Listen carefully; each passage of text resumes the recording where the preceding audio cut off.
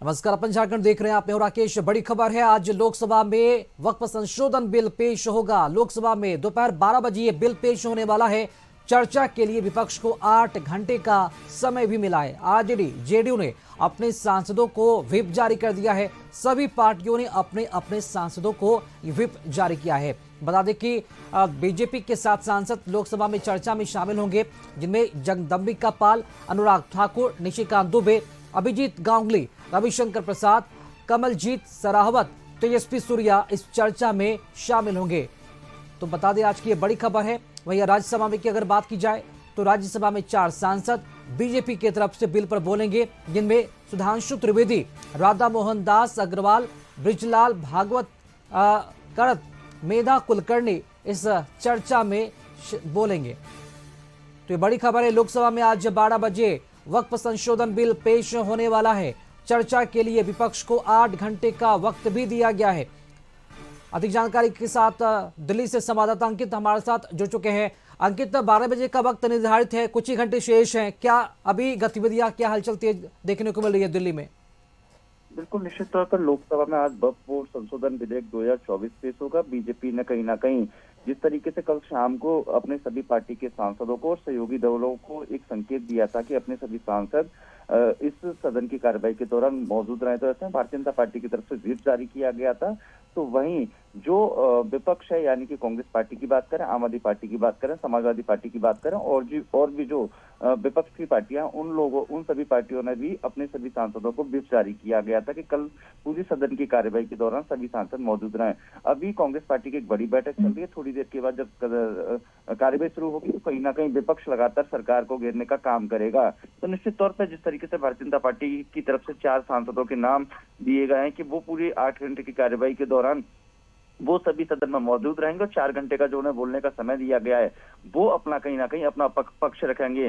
तो ऐसे में जो विपक्ष है उसकी तरफ से भी 4 घंटे 40 मिनट का समय दिया गया है। अब देखने वाली बात ये होगी जिस तरीके से लगातार भारतीय जनता पार्टी की जो कमेटी के अध्यक्ष थे जगदम्बिका पाल, उनकी तरफ से कहीं ना कहीं लगातार बैठकें चल रही थी और विपक्ष के तमाम नेता थे, आम आदमी पार्टी के नेता संजय सिंह की बात करें या फिर कांग्रेस की तरफ से जो प्रियंका गांधी थी, वो इस बैठक में शामिल होने के लिए जाती थी, तब भी कहीं ना कहीं आपस में मतभेद निकलकर सामने आता था।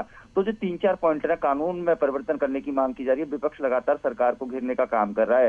निश्चित तौर पर आज भी पूरी सदन की कार्यवाही के दौरान विपक्ष सरकार को घेरेगा और हल्ला बोल रहेगा। लेकिन ओम बिरला जो लोकसभा के अध्यक्ष है, उनकी तरफ से यही कहा गया है कि जो भी सत्ता और विपक्ष का जो भी सांसद है, वो अपना जो बात रखने की शैली है, तरीका है, उसको शांतिप्रिय तरीके से रखे और कहीं ना कहीं उस पर आगे की किस तरीके से रणनीति रहेगी। अब देखने वाली बात ये होगी भारतीय जनता पार्टी के जो तमाम सांसद है वो लगातार विपक्ष को घेरने का काम कर रहे हैं। आज सदन की कार्रवाई के दौरान ये बिल पेश होगा या नहीं? जी अंकित, चूंकि अगर संख्या बल की बात की जाए तो 123 सांसद हैं एनडीए के पास। वही विपक्ष की बात की जाए तो 88 विपक्ष में और अन्य में 23 हैं। क्या विपक्ष पूरी तरह से इंटैक्ट है, एकजुट है इस बिल को लेकर? क्योंकि अगर बात की जाए महाराष्ट्र में जो विपक्षी हैं उद्धव ठाकरे की अगर बात कर लेते हैं तो हिंदुवादी चेहरे हैं वो। तो क्या लगता है, क्या सभी विपक्ष एकजुट हैं और क्या लगता है कि एक साथ इस बिल का विरोध करेंगे या फिर उनमें भी कुछ न कुछ कहीं देखने को मिल रहा है कुछ अंतर विरोध? अगर हम बात करें, लोकसभा में एनडीए के पास विधेयक को पारित कराने के लिए पर्याप्त संख्या बल है। हालांकि सहयोगी टीडीपी और जेडीयू का साथ होना जरूरी है, तो जेडीयू की तरफ से भी थोड़ी देर पहले एक व्हिप जारी किया गया है। टीडीपी, जेडीयू, एचएमए और एलजेपी आर समेत एनडीए सहयोगियों ने अपने सांसदों को सदन में उपस्थित रहने के लिए कहीं ना कहीं जो समर्थन है वो भी व्हिप जारी कर दिया है। लोकसभा में 542 सदस्य।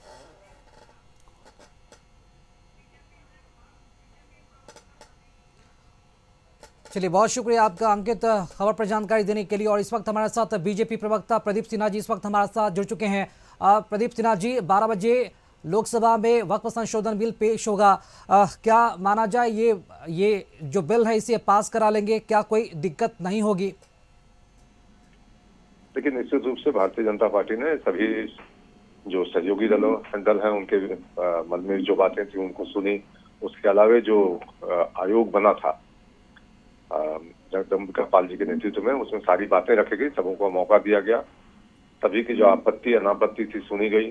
तो मैं समझता हूं कि एक स्वस्थ चर्चा होनी चाहिए लोकसभा में और मैं आशान्वित हूं कि सभी सदस्यों का सहयोग प्राप्त होगा।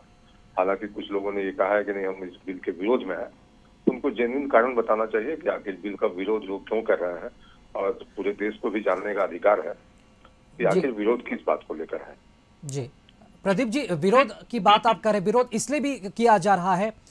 इस्लामिक सेंटर ऑफ इंडिया के अध्यक्ष हैं मौलाना खालिद रशीद फरंगी महली। उनका ये कहना है कि ये मुसलमानों का मजहबी मामला है और इस मजहबी मामले में किसी तरह का इंटरफेरेंस बर्दाश्त नहीं होगा। अगर ऐसा होता है, बिल लाया जाता है, बिल पास कराया जाता है, तो चुप नहीं बैठेंगे। देखिए, शरिया से चलने वाला देश नहीं है ये संविधान से चलेगा, और संविधान में जो अधिकार दिए गए हैं ये कोई वक्त में संशोधन पहली बार नहीं हो रहा है, पहले भी कई बार हो चुका है। लेकिन इस पर आमूल चूल परिवर्तन इसलिए करने की जरूरत महसूस की गई कि जिस तरह से धर्म के ठेकेदारों ने वक्फ के प्रॉपर्टी का उपयोग किया, उसका जो मूल मकसद था उसको एड्रेस करने के बजाय नीति के फैसले किए गए, खुद धन अर्जन करने का काम किया। जी बिल्कुल प्रदीप जी, इस बीच देखना यह हमें होगा कि जब बिल पेश होता है तो क्या कितने इस पर तर्क रखे जाते हैं बहस के दौरान, जब 8 घंटे का लंबा वक्त रखा गया बहस को लेकर। फिलहाल बहुत शुक्रिया आपका कशिश न्यूज़ से जुड़ने के लिए और अपनी प्रतिक्रिया देने के लिए। और इस वक्त हमारे साथ कांग्रेस के प्रवक्ता राकेश सिन्हा जी इस वक्त हमारे साथ जुड़ चुके हैं। राकेश जी, अगर संख्या बल की बात की जाए तो 123 से एनडीए के पास से सांसद है, लग तो रहा है कि बिल सदन में संसद से पास कर लिया जाएगा, कैसे रोकेंगे आप? संसद में बिल पास ये लोग कर सकते हैं, लेकिन जो संविधान की अवधारणा को बदलने का प्रयास किया जा रहा है, इस प्रयास को हम किसी कीमत पे होने नहीं देंगे। वक्फ विधेयक बिल केंद्र सरकार की एक सोची समझी साजिश है, और ये सोची समझी साजिश लोकतंत्र पे, देश के संविधान पे एक बार फिर से हमला है। हमें लगता है कि केंद्र की सरकार अब अपने पूंजीपति मित्रों के लिए अब जमीन की दलाली भी शुरू कर दी है। यह उसी का परिणाम है वक्फ बिल विधेयक। जी राकेश सिन्हा जी, लेकिन सरकार तो कह रही कि जो इसमें विसंगतियां हैं, इन्हीं विसंगतियों को दूर किया जा रहा है। कुछ ऐसे चीजें हैं जिनमें जोड़ा जा रहा है, जैसे महिलाओं को इसमें से जोड़ा जा रहा है, वोहरा और आगा खानी मुस्लिम है, इन्हें जोड़ा जा रहा है, पसमानदा को इसमें जोड़ा जा रहा है। तो इसमें दिक्कतें क्यों हो रही है विपक्ष को? कोई अस्पष्टता नहीं है जी। इस वक्फ बिल जो विधेयक ये लोग ला रहे हैं वो बिल्कुल पूरी तरह अस्पष्ट है। और दूसरी तरफ आप देखें कि कल टोल टैक्स से लेकर के तमाम महंगाई चरम सीमा पे आ गई है, तो उससे भी ध्यान भटकाना है। अब यात्री आदमी को अगर आप कहीं एक दूसरे जगह जा रहे हैं तो उसमें भी अब आपको बढ़ोतरी के साथ पैसा देना होगा, मतलब कफन में भी पैसा, राह चलने में भी पैसा, और इन तमाम चीजों से ध्यान भटकाना ये वक्फ बिल विधेयक है। चलिए, बहुत शुक्रिया आपका राकेश सिन्हा जी कशिश न्यूज़ से जुड़ने के लिए और अपनी प्रतिक्रिया देने के लिए आपका। चलिए, रिपोर्टर हमारे साथ संवाददाता विशाल हमारे साथ जुड़ चुके हैं। विशाल, आज 12 बजे का वक्त रखा गया है, आज लोकसभा में ये बिल पेश किया जाएगा, वक्फ संशोधन बिल। रांची में, पूरे झारखंड में क्या माहौल दिख रहा है? मुस्लिम संगठनों में किस तरह की जो प्रतिक्रियाएं वो सामने आ रही है, क्या माहौल वहां पर है?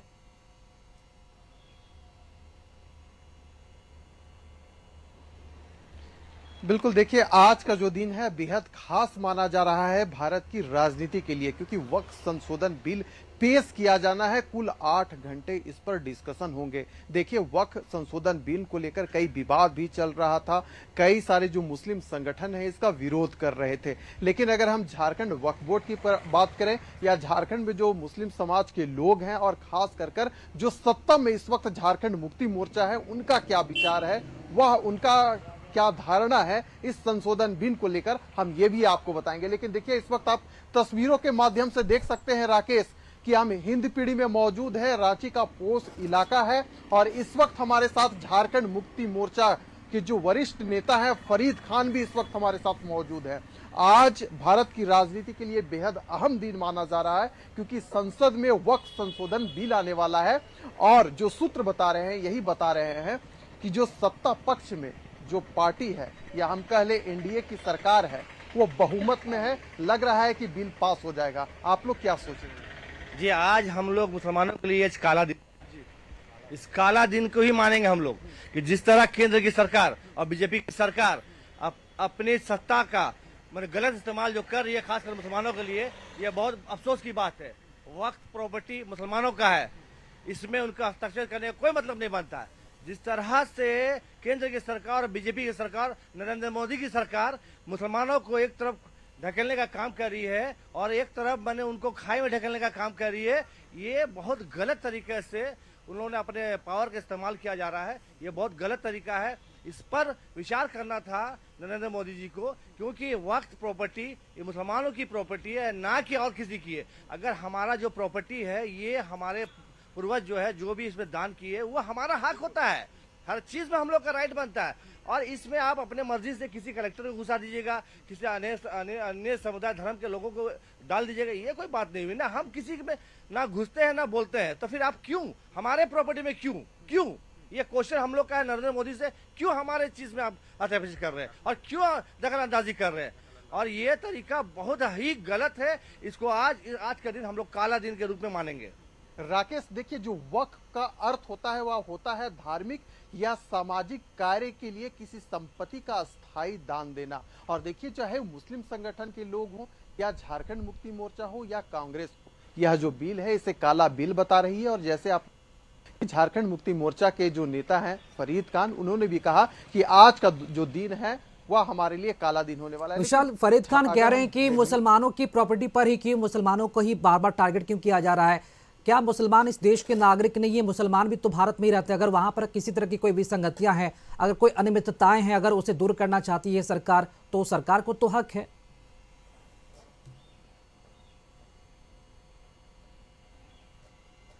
फरीद जी, मुस्लिम समाज भारत में ही रहने वाले हैं, आप लोग भी, आप भारतीयता आप लोगों में रग रग में भरी हुई है। क्या आप ऐसा मानते हैं कि केंद्र की सरकार तुष्टीकरण, हिंदू तुष्टीकरण की राजनीति कर रही है या किसी खास विचारधारा से प्रभावित है, ऐसा कुछ? देखिए, ऐसी मैं किसी हिंदू समाज को ब्लेम नहीं करूंगा।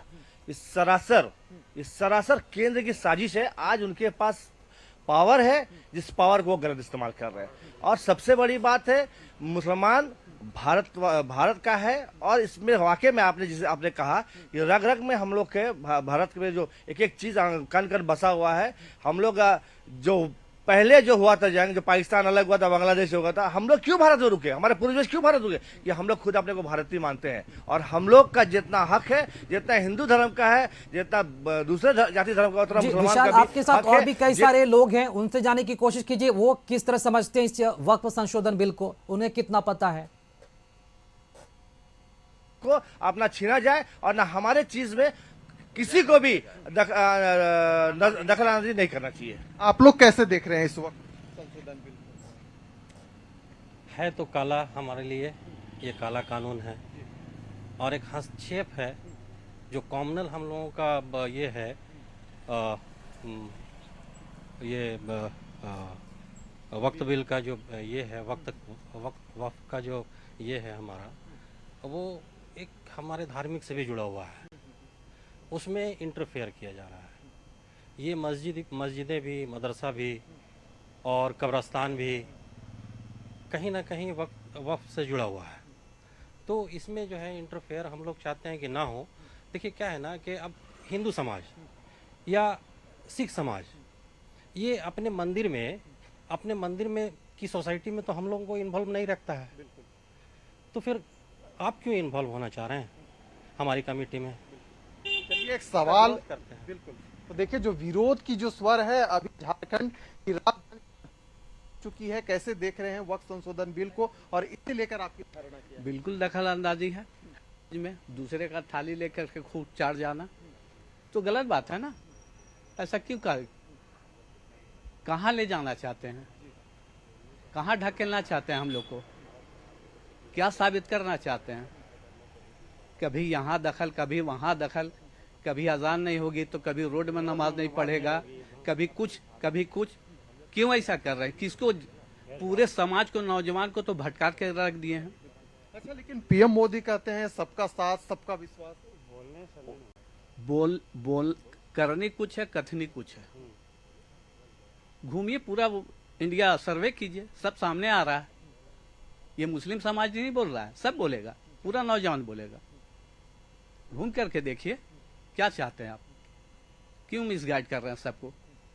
दखलंदाजी किसी चीज़ में नहीं करना चाहिए। अब मंदिर का मान लीजिए 10 अरब रुपया का कोई दान किया है या वहाँ जमा है, उसको सेंट्रल गवर्नमेंट ले लेगी। अब किसी मदरसा का है पैसा, वो ले लेगी, तो आप बोल देते हैं वहाँ आतंकवाद है, कुछ है। माने जितने मंत्री उतना सब्र है, अलग अलग सेंटेंस है सबका, ये गलत बात है। बिल्कुल। तो देखिए, केंद्र सरकार का विरोध हो रहा है, आप लोग कुछ कहना चाहेंगे? आप नौजवान हैं, आप क्या कहेंगे? जी देखिए, मेरा तो सिर्फ एक ही कहने का मतलब है कि ये जो बिल पास किया जा रहा है, सबसे पहली बात तो 1947 के बाद हम लोग को हमेशा से यही चीज़ बचपन से सिखाया गया है कि 1947 के बाद इंडिया आज़ाद हुआ था, उसमें हमारा कंट्री जो है उसको एक सेक्युलर स्टेट, एक डेमोक्रेटिक स्टेट कहा जाता है। ये कोई साउथ अफ्रीका की उस तरह की लड़ाई लड़ी नहीं जा रही है कि साउथ अफ्रीका में जिस तरह से नेल्सन मंडेला जी ने 27 साल तक की लड़ाई लड़ी थी, अगर वो लड़ाई लड़ने के लिए अगर केंद्र सरकार हम लोग को, सेंट्रल गवर्नमेंट हम लोग को बोलना चाह रही है, तो सीधा सीधा खुल करके बोले ये बिल पास करना वगैरह वगैरह, ये सब काम करना, ये सब अच्छी बात नहीं है ना। क्योंकि अगर सेक्युलर स्टेट आप बोलते हैं तो सारे रिलीजन को आपको सबको एक समान से देखना चाहिए ना। अगर आप उतना बड़ा इंडिया अगर चला रहे हैं, India is the 7th largest country, India population में सबसे आगे आज निकल गई है। अगर इतने बड़े कंट्री को आप अगर चलाना चाहते हैं तो वो जो हमारे सिविल में हर एक चीज़ लिखा हुआ है तो उस चीज़ को आप फॉलो करिए ना। जो हमारे महात्मा गांधी जी, हमारे राजेंद्र प्रसाद जी, हमारे जवाहरलाल नेहरू जी जो इतनी लड़ाई लड़े, किस चीज़ के लिए लड़े कि आज मुसलमान लोग और हिंदू लोग और सिख लोग और ये लोग सब अलग हो जाए, ये चीज़ के लिए तो कभी वो लोग नहीं कहा था। एक बार की बात है कि आज़ादी में जब महात्मा गांधी को ये कहा गया था कि हम लोग को सिख लोग को अलग चाहिए, तो वो भूख हड़ताल के लिए बैठ गए थे। तो यहाँ पर क्यों हम लोग को अलग करने के लिए कहा जा रहा है? तो ये तो फिर 1947 से पहले ही वाला भारत बनता जा रहा है ना। तो अगर इसी तरह से इनको भारत बनाना है तो फिर जब इनको तोड़ना ही है तो भारत नाम क्यों देते हैं? इसे एक हिंदू धर्म का नाम दे दीजिए। ऐसा नहीं ना होता है। अगर आप कह रहे हैं कि अगर सेक्युलर स्टेट है, डेमोक्रेटिक स्टेट है, तो सबको इक्वल राइट दीजिए। हम लोग के लिए इक्वल वोट्स है, हम लोग के लिए हर एक चीज़ है, केंद्र सरकार में सब सेम रहना चाहिए, हर चीज़ हमारे कॉन्स्टिट्यूशन में लिखा हुआ है। लेकिन इस चीज़ को आज के सेंट्रल गवर्नमेंट नहीं समझ पा रही है। इसीलिए कहा जाता है कि इसीलिए मैं सबसे पहली बात तो ये करना चाहूँगा, ये बिल के बारे में मुझे उतना कुछ जानकारी नहीं है, लेकिन मैं इतना ही कहना चाहूँगा कि आप जितना भी जिस चीज को बारे आप बोलना चाह रहे हैं, बिल्कुल विशाल, विरोध के बीच आज लोकसभा में जो बिल है वो पेश होगा। कई भ्रम है, कई कंफ्यूजन है लोगों के बीच, तो विरोध भी है और इन सब के बीच आज लंबी बहस भी होगी और बहस के बाद ये साफ हो पाएगा, क्लियर हो पाएगा कि ये जो बिल है मुसलमानों के पक्ष में है या फिर विरोध में है। शुक्रिया आपका विशाल, इस खबर पर जुड़ने के लिए और लोगों की राय बताने के लिए आपका।